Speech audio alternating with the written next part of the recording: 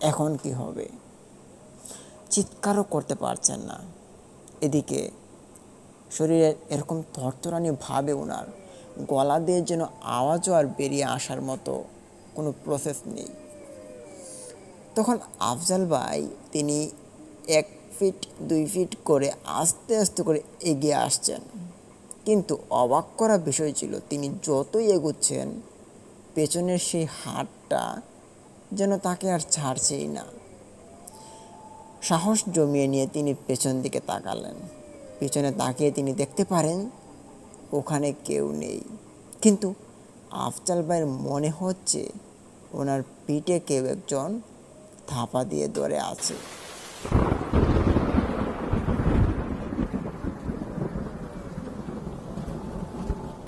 চলুন শুরু করা যাক আজকের ঘটনা।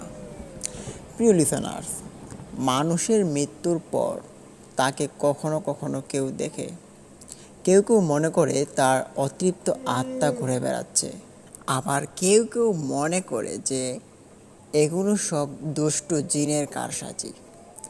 আসলে এর সত্য প্রমাণটা কি? আমাদেরই গ্রামের এক ভাই, উনি এখন সরকারি চাকরিরত অবস্থায়। তখনকার সময় ওনার চাকরি বাকরি কিছুই ছিল না। ওনার নাম আফজাল হাসান। আফজাল ভাই খুব সাধারণ একজন মানুষ ছিলেন। ওনার একজন ভাই ছিল, ওনার থেকে বয়সে প্রায় 3-4 বছরের ছোট। হঠাৎ কোনো এক কারণবশত, এটি অজানা কারণ ছিল, তার ভাই মারা যায়। আফজাল ভাইয়ের ছোট ভাই মারা যায়। যুবক ছেলে, বয়স কি 14-15 হয়েছে মাত্র। ছেলেটা মারা যাওয়াতে তাদের পরিবারে এবং গোষ্ঠীবর্গতে একটি শোকের ছায়া নেমে আসে। ছেলেকে দাফন দেওয়া হয় 2-3 দিন পর। অনেক মানুষই সেই আফজাল ভাইয়ের ছোট ভাইকে দেখতে পায়। আফজাল ভাইয়ের পরিবারের লোকজনকে যদি এসে বলতো, তাহলে আফজাল ভাইয়ের বাবা মায়েরা অন্য কিছু বুঝিয়ে, জিন বা অন্য কিছু কারসাজি বুঝিয়ে তাদেরকে পাঠিয়ে দিত। তো একদিন হয় কি, আফজাল ভাই তিনি ঘরের সামনে বসে আছেন। উনি চাকরি নেওয়ার জন্য অনেক প্রস্তুতি তিনি গ্রহণ করছিলেন। তখন রাত হয়ে এসেছে। আফজাল ভাই তিনি ঘর থেকে বেরিয়ে বাইরে একটি চেয়ার এবং একটি টেবিল বিছালেন উঠানে।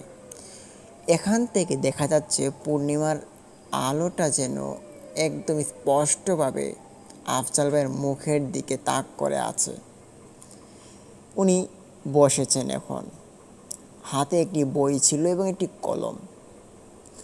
হঠাৎ উনি শুনতে পান ওনার ভাইয়ের কণ্ঠে ওনাদের বাড়ির এক কোণ থেকে ডাকছে, আফজাল ভাই, ও আফজাল ভাই, তাড়াতাড়ি আসো।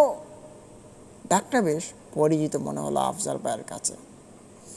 আফজাল ভাই ডাকটা শুনতে পেয়েই তিনি বুঝতে পারলেন এটা ওনার ছোট ভাইয়ের গলার আওয়াজ। তখন আফজাল ভাই এক মুহূর্ত দেরি না করে তিনি দৌড় দিলেন ওই দিকে। তখন আফজাল ভাইয়ের খেয়াল ছিল না যে তার ভাই মারা গিয়েছে, সে এখানে আসতে পারবে না, এইটা তার খেয়াল ছিল না। ওখানে যাওয়া মাত্রই দেখতে পারে আফজাল ভাইয়ের ছোট ভাই রাস্তায় দাঁড়িয়ে আছে। বেশ শুনশান রাস্তা, কোনো মানুষ নেই, কোনো কাকপক্ষীও নেই। স্পষ্ট পূর্ণিমার আলোতে যেন আফজাল ভাইয়ের সেই মৃত ছোট ভাইয়ের লাশের মুখটা ফুটফুট করে দেখা যাচ্ছে। খানিকটা যখন এগিয়ে গেল আফজাল ভাই তার ছোট ভাইয়ের নিকট, তখন তিনি দেখতে পারেন আফজাল ভাইয়ের যে ছোট ভাই, সে হি হি করে একটি অট্টহাসি দিল। আফজাল ভাই তখন বুঝতে পারেন এবং ওনার তখনই সেন্সটা আসে যে ওনার ভাই তো আর বেঁচে নেই। ওনার ভাই মারা গিয়েছে কয়েকদিন আগে। এখন হুট করে ওনার ভাই ওনার সামনে। যখন আফজাল ভাইয়ের এই কাহিনী এবং এই কথাটা মনে পড়ে, তখনই আফজাল ভাই বোঝার আর কোনো বাকি রইল না। তিনি পেছন ঘুরে দৌড়ে চলে আসতে চান বাড়ির দিকে, কিন্তু যখনই তিনি পেছন ঘুরে দুই এক কদম দিলেন, তখনই তিনি অনুভব করতে পারলেন ওনার পিছনে কেউ একজন হাত রেখেছে। দাদা, তুমি যেও না, আমার সাথে চলো, তোমাকে অনেক জায়গায় নিয়ে যাব আমি, চলো। আফজাল ভাইয়ের শরীর থরথর করে কাঁপতে শুরু করলো। এখন কি হবে? চিৎকারও করতে পারছেন না। এদিকে শরীরে এরকম থরথরানি ভাবে ওনার গলা দিয়ে যেন আওয়াজও আর বেরিয়ে আসার মতো কোনো প্রসেস নেই।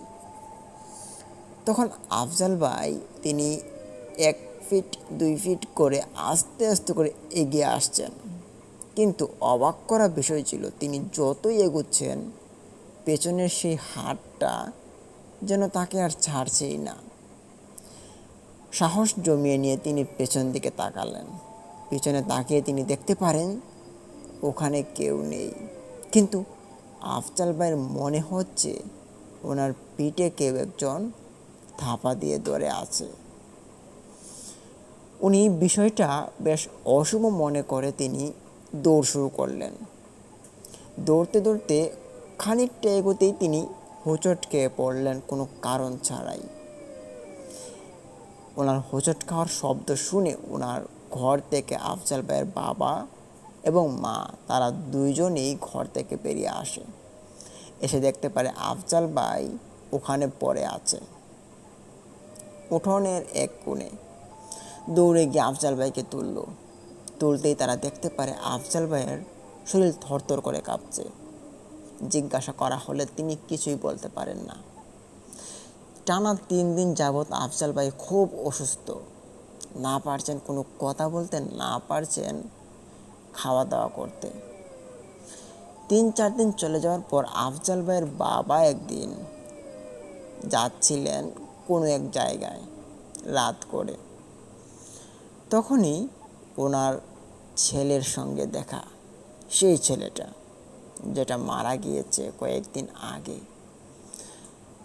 তখন দেখতে পেয়ে আফজাল ভাইয়ের বাবা তিনি বুঝতে পারলেন যে এটা ওনারই ছেলে, কিন্তু ওনার ছেলে তো আর বেঁচে নেই, মারা গিয়েছে। তাহলে এটা কে? উনি তখন সাহস জমিয়ে নিয়ে বলে, এই কে তুমি, এখানে কি চাই? তখন তার ছেলে, সেই মৃত ছেলেটা এসে বলে, বাবা বাবা, তুমি আমাকে চিনো না? আমাকে তুমি চিনতে পারোনি? তখনই যেন আফজাল ভাইয়ের বাবার শরীর থরথর করে কাঁপতে শুরু করলো। তিনি সেখানেই সেন্সলেস হয়ে পড়ে যান। সকালবেলা যখন ওনাকে বাড়িতে নিয়ে আসা হয়, তখন ওনার মুখ থেকে শোনা যায় এরকম ঘটনা। তারপর 1 সপ্তাহ 10 দিন ভালোই চলছিল। একদিন এক লোক আসছিল, আমাদের গ্রামের এক মেহমান। সে কোনো এক জায়গায় কাজ করে, কাজ থেকে বছরে 1বার কি 2বার বাড়িতে ফিরে। তো ওনার ছেলে আফজাল ভাইয়ের ছোটো ভাইয়ের সঙ্গে ছিল একটু বেশ মিল মহব্বত, বন্ধুত্ব বললেই চলে। তো উনি যখন বাড়ি ফিরছিলেন, উনি তখন জানতেন না যে আফজাল ভাইয়ের ছোটো ভাই মারা গিয়েছে। রাস্তার কিনারায় এসে গাড়ি থেকে নামতেই দেখতে পারেন আফজাল ভাইয়ের ছোটো ভাই রাস্তার পাশে বসে আছে। উনি তখন দেখতে পেয়ে চিনতে পারলেন, এটা তো আমার ছেলের বন্ধু, আফজালের ছোটো ভাই। এত রাত করে এখানে কি করে? যাই তো। এই, তুমি আফজালের ছোটো ভাই না? হ্যাঁ, আমি আফজাল ভাইয়ের ছোটো ভাই। তুমি এখানে কি করো? এই তো বসে আছি। আপনি কে? তখন সেই লোকটা বলে, তুমি যার সঙ্গে চলাফেরা করো আমি তার বাবা, মানে তোমার বন্ধুর বাবা। আমি তোমাকে চিনতে পেরেছি, তুমি আমাকে চিনোনি। তখন আফজাল ভাইয়ের ছোট ভাই, সেই মৃত লাশ, তার আত্মা সেই লোকটাকে বলে, ও আচ্ছা, আপনি আমাকে একটু সাহায্য করতে পারবেন? সাহায্য? কী সাহায্য? বলে যে আপনি আমাকে একটু ওই জঙ্গলটা একটু পার করে দিতে পারবেন? তখন বলল যে জঙ্গল পার হবা কেন? বাড়ি যাও, রাত হয়েছে তো অনেক। আর তাছাড়া তোমার ভাই তো খোঁজাখুঁজি করবে, তাই না? তখন সে বলে ওঠে, আমাকে আর কেউ খোঁজার মতো কোনো সুযোগই নেই। কেন? তোমাকে খোঁজার মতো কারোর সুযোগ নেই কেন? বলে যে না, ওসব কিছু না, চলেন আপনি আমাকে একটু ওই জঙ্গলটা পার করে দিয়ে আসেন।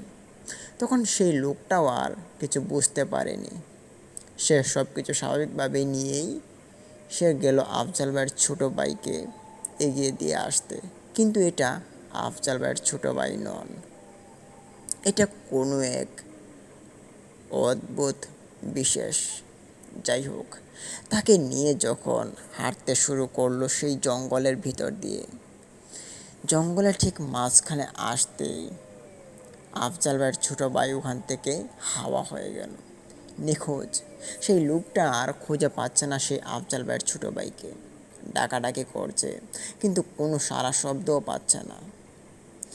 উনি তখন বুঝতে পারছেন যে এখন যা ঘটছে তা খুব অশুভ লক্ষণ। এমনিতেই আমাদের এলাকার মানুষেরা এইসব বিষয়ে অনেক কিছুই বুঝে এবং জানে।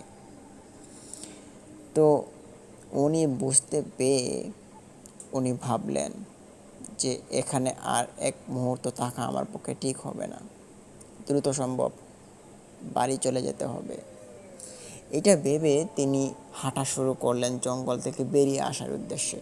ঠিক তখনই আশপাশ দিয়ে ওনার নাম ধরে অসংখ্য মানুষের গলা দিয়ে ডাক শুরু করলো,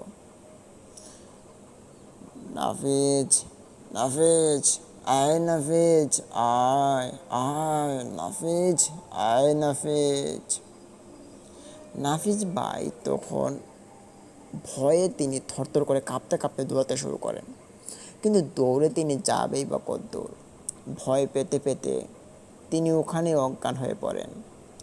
বাড়ি থেকে যখন সকালবেলা সবাই খুঁজতে বের হয়, তখন ঘাস কাটতে যাওয়া কিছু লোক তাকে দেখতে পেয়ে বাড়ি নিয়ে যায়। তারপর সে এই ঘটনা খুলে বলে। তখন সবার এক সন্দেহ জন্মায় সেই আফজাল ভাইয়ের ছোটো ভাইয়ের নিকট। তারপর গ্রামবাসীরা মিলে ভাবলো, এভাবে চলতে থাকলে আমাদের গ্রামের মানুষজন ভয় পেতে পেতে মারা যাবে। তাই ভালো হবে কোনো ভালো ইমাম সাহেব বা ভালো কবিরাজ দেখিয়ে দোয়া দুরুদ পড়িয়ে দিলে হয়তো এটা ঠিক হতে পারে। এটা কি আসলে কোনো আত্মা ছিল নাকি কোনো দুষ্ট জিন ছিল সেটা জানা যায়নি। এক কবিরাজকে নিয়ে আসা হয়েছিল।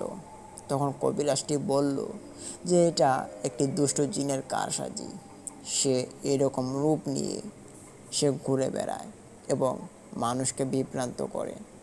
তারপর সেই কবিরাজের হাত দিয়েই কিন্তু তাকে আবদ্ধ করা হয়।